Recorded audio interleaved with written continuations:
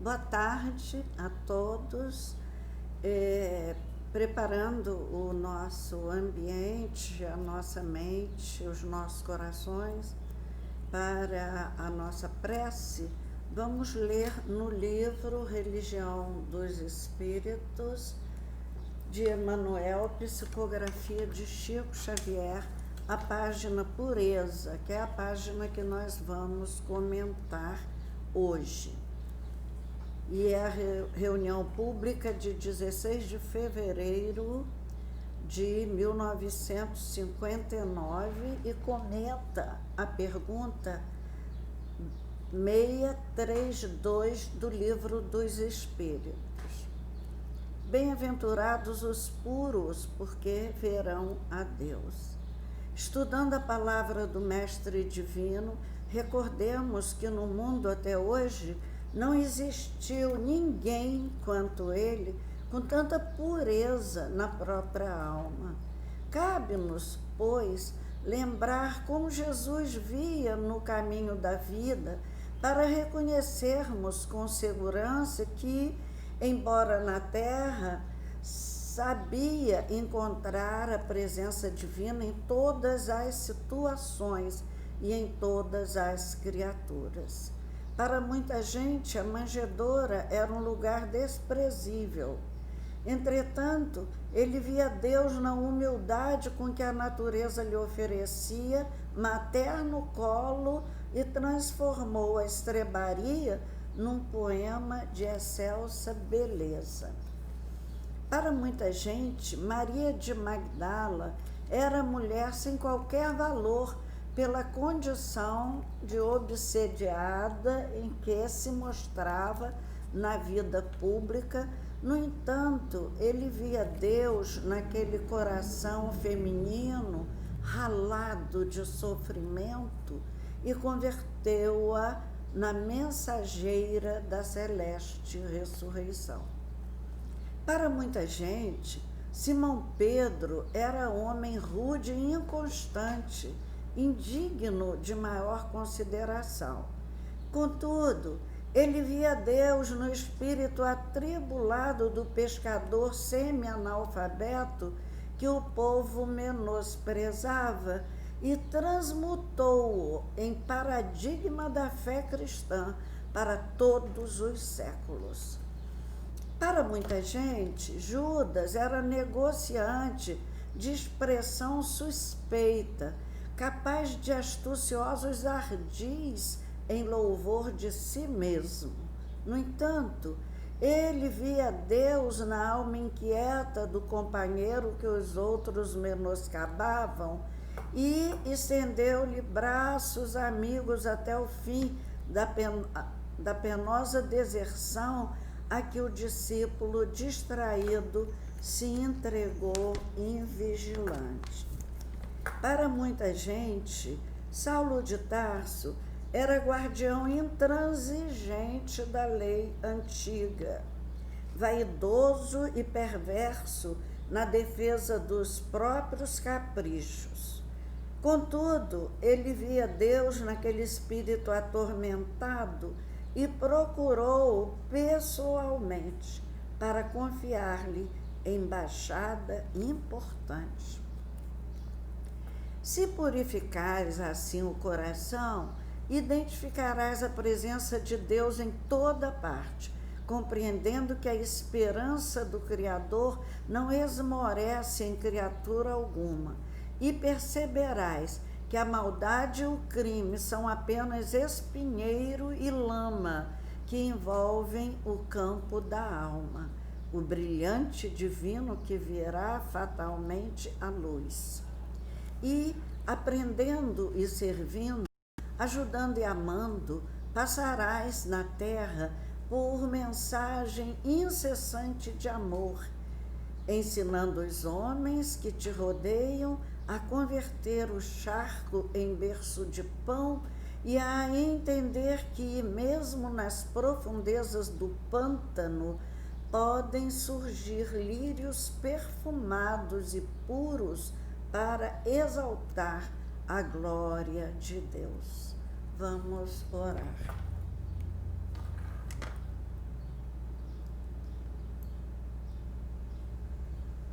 Senhor Deus, estamos agora virtualmente em Tua casa, na casa de nosso Senhor Jesus Cristo, em busca dessa pureza dos olhos, dos ouvidos, do verbo, da boca, do coração de nosso Senhor. Venha até nós, Jesus querido, ampara-nos nesta hora as singelas reflexões acerca do tema que Emmanuel nos trouxe às meditações desta tarde. Seja conosco, Senhor, agora e sempre, que assim seja.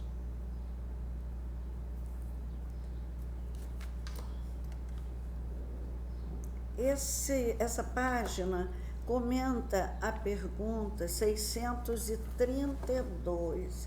Então é bom que a gente volte ao Livro dos Espíritos para entender bem a página. A pergunta é assim: estando sujeito ao erro, não pode o homem enganar-se na apreciação do bem e do mal e crer que pratica o bem quando em realidade pratica o mal? Jesus disse: vede o que querias que vos fizessem ou não vos fizessem. Tudo se resume nisso: não vos enganareis. Daí a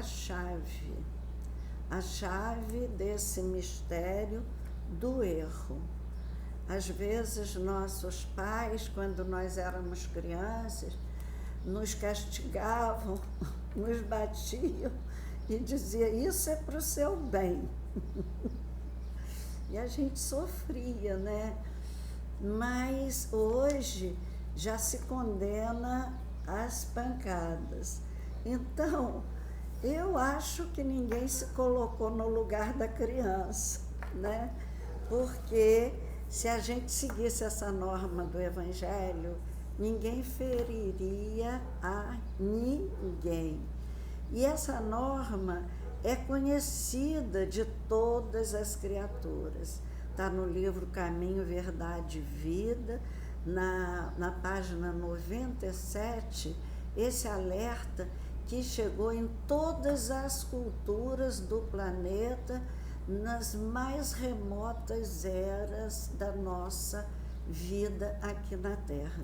Então, o faça aos outros como queres que te faça é uma recomendação tão antiga que nenhum de nós pode pretextar desconhecimento dessa norma.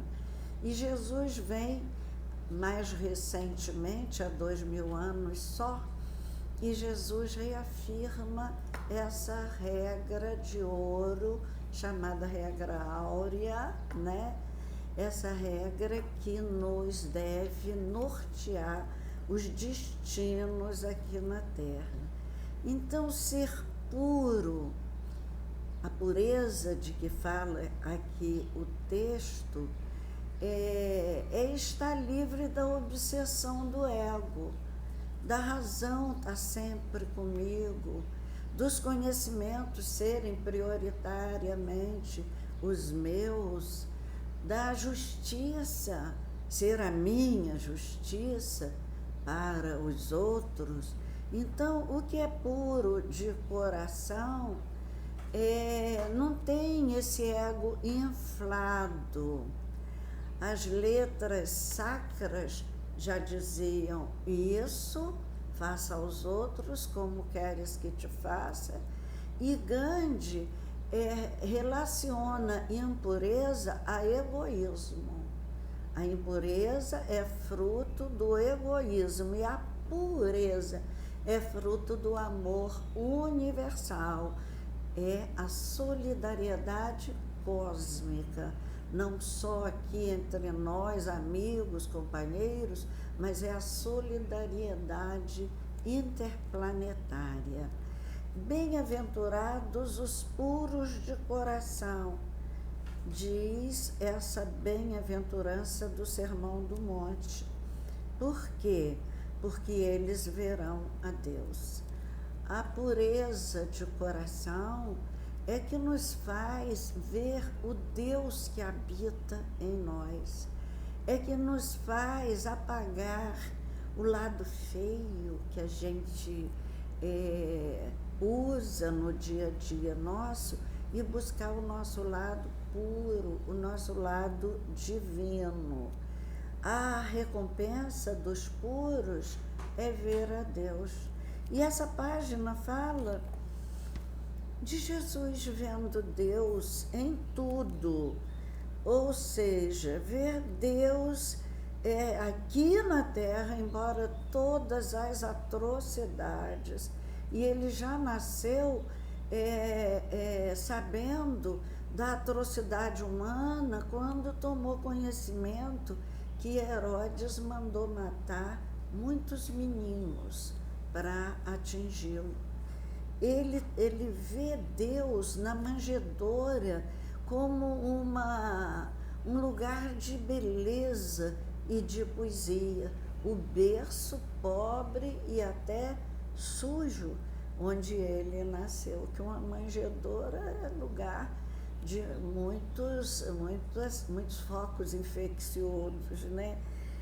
Mas quem é puro não pega infecção. Então, poema de excelsa beleza.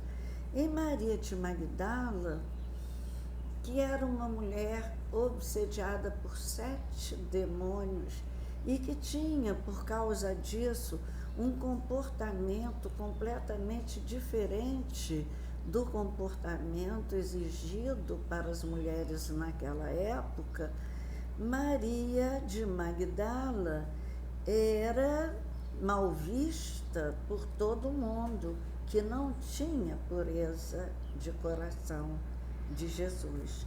Mas o divino olhar de Jesus, o Deus que ele já via, porque era puro, viu em Madalena só um coração feminino ralado de dor, ralado de sofrimento, e aí converteu-a em mensageira celeste da ressurreição. Ou seja, nem a mãe dele, Maria Santíssima, nem nenhum dos seus discípulos souberam primeiro da maior notícia que a terra havia recebido até então, a notícia de que a morte não existe. Então, Maria de Magdala foi aquela para quem ele reservou a glória de transmitir ao mundo a notícia da morte da morte. Até ali havia morte. A partir da ressurreição de Jesus, a morte morreu. Madalena chega e anuncia para todos a ressurreição de Jesus, e muitos nem acreditaram nela. Era uma mulher que havia tido uma vida muito, muito duvidosa para os homens daquela época. Então, ver Deus nos homens que erram é também ver o Deus, o seu Deus, é o seu Deus íntimo que vê o Deus dos outros semelhantes, sabendo que eles serão melhores amanhã, como ele diz, depois dos cascalhos vem a pedra preciosa. Ver a pedra preciosa nos cascalhos, quando a gente está vendo ainda o lado infeliz e inferior das pessoas. Só Jesus trazia Deus com ele, e por isso ele era puro de coração. Aí vem, para muita gente, Simão Pedro era um homem rude e inconstante, indigno de maior consideração. Contudo, ele via Deus no espírito atribulado do pescador semi-analfabeto. Ele era... 10 minutos para acabar? Então, Simão Pedro, que era aquele homem rude, que tirou a espada, cortou a orelha de Malco, que era um homem atribulado de temperamento, Simão Pedro foi a base da igreja cristã, foi a pedra basilar. Pedro, tu és a pedra, e sobre ti erguerei minha igreja. Para muita gente também, Judas era um negociante inescrupuloso, mas Jesus, que via o Deus que habitava nas pessoas, viu na alma de Judas o companheiro inquieto que outros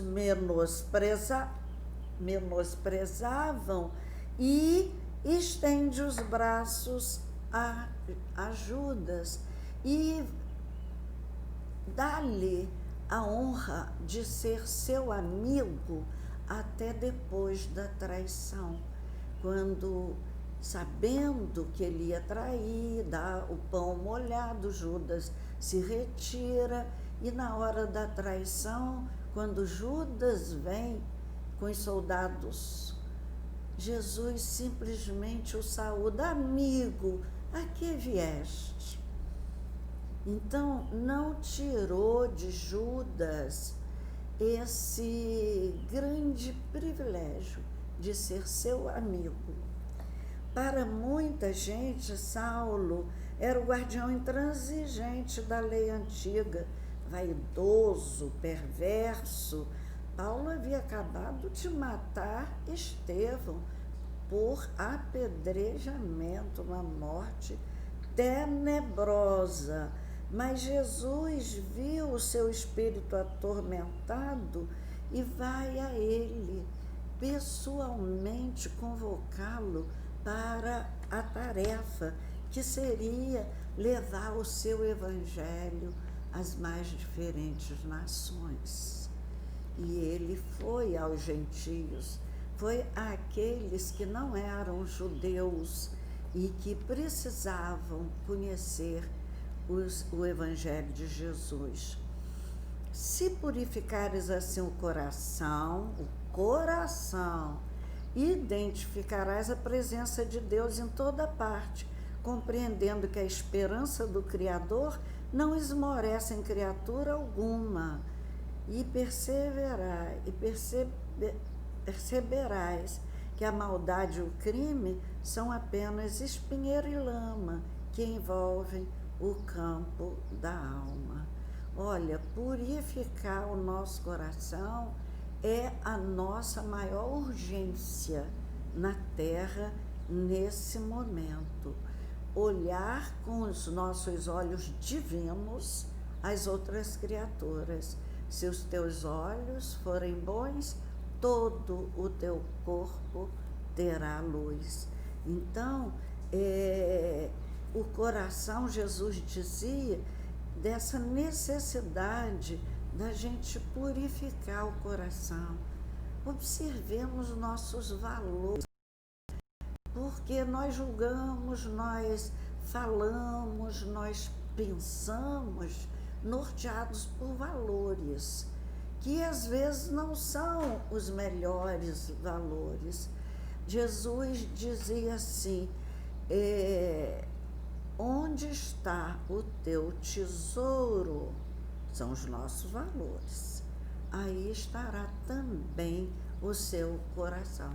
Se nossos valores são pequenos, são injustos, são até cruéis, nós não podemos enxergar nada aqui na terra. Passamos pela terra com o coração endurecido.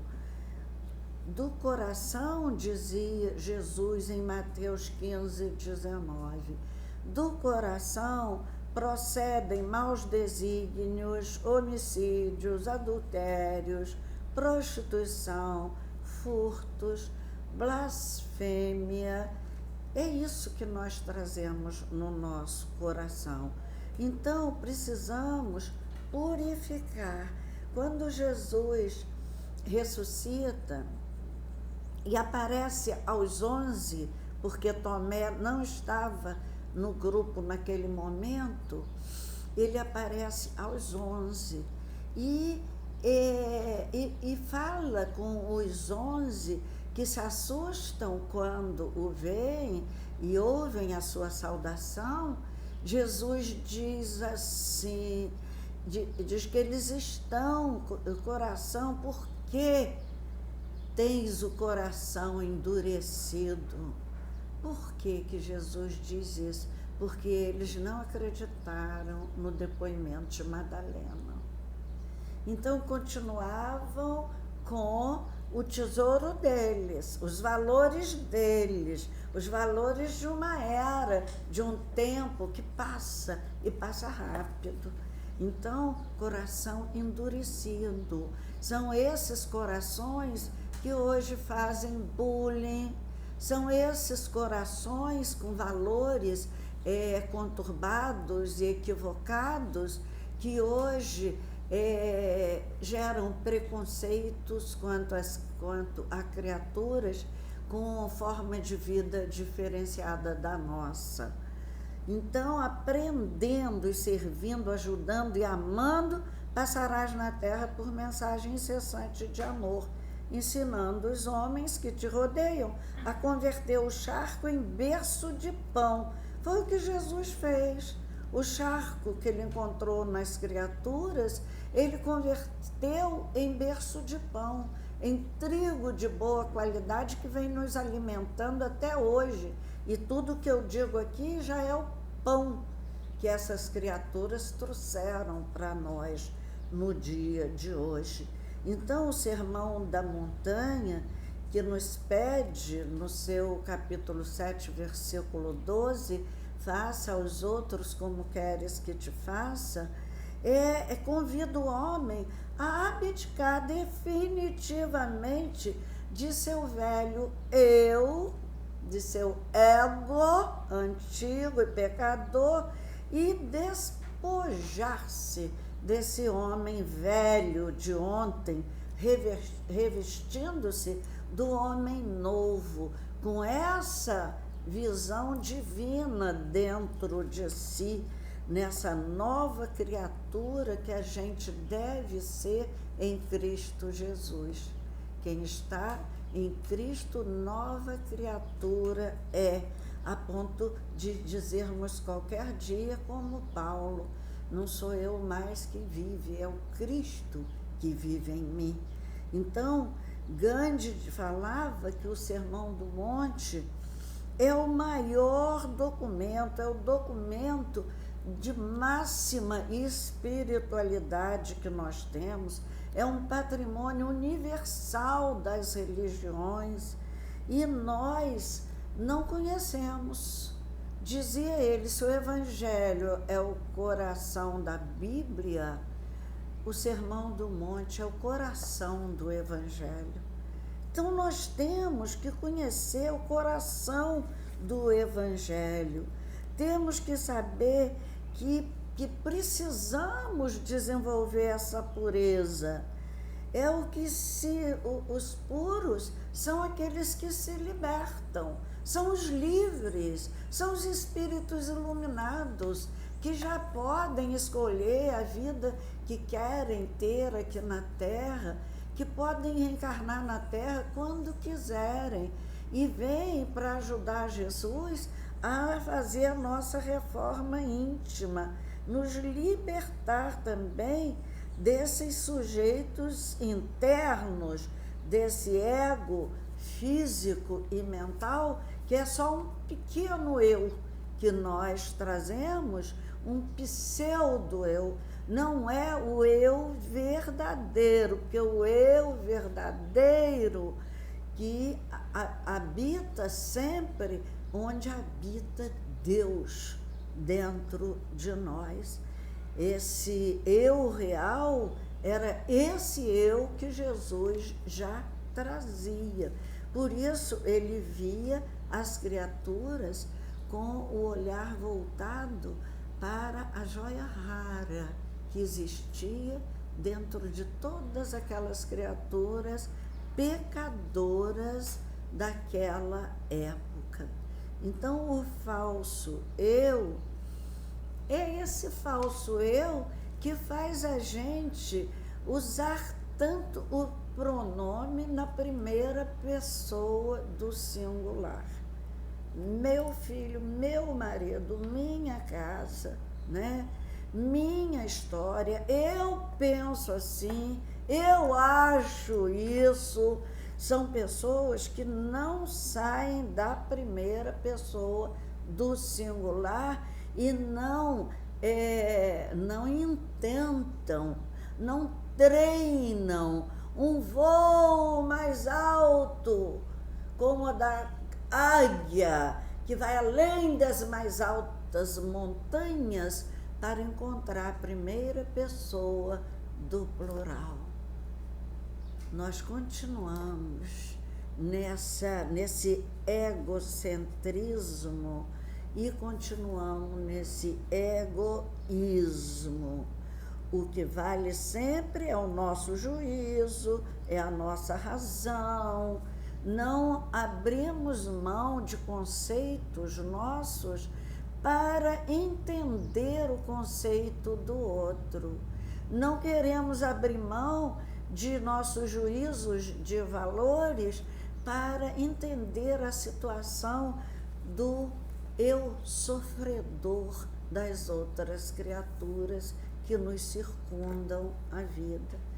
E a gente agora está vivendo uma pandemia, está sentindo falta das pessoas em nossa volta. E nessa falta, a gente devia, com essa experiência, abrir um pouco mais o nosso coração, purificá-lo um pouco, uma lavadazinha na sujeira que Jesus disse que a gente traz na alma, nessas impurezas. O coração do homem está cheio de homicídios, adultérios, prostituição, furtos, blasfêmias. Pois é, vamos aproveitar a pandemia, vamos dar uma faxinazinha no coração e vamos fazer do nosso coração um coração puro, a fim de que possamos ver a Deus. Vamos orar.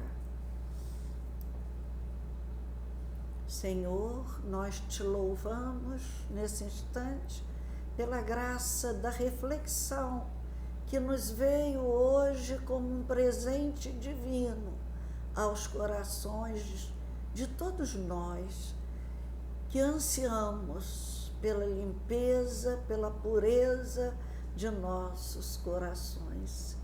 Venha até nós, Jesus, abençoa-nos os estudos, mesmo que virtualmente, mas que estejamos em pensamento na nossa escola Jesus Cristo nesta tarde. Que assim seja.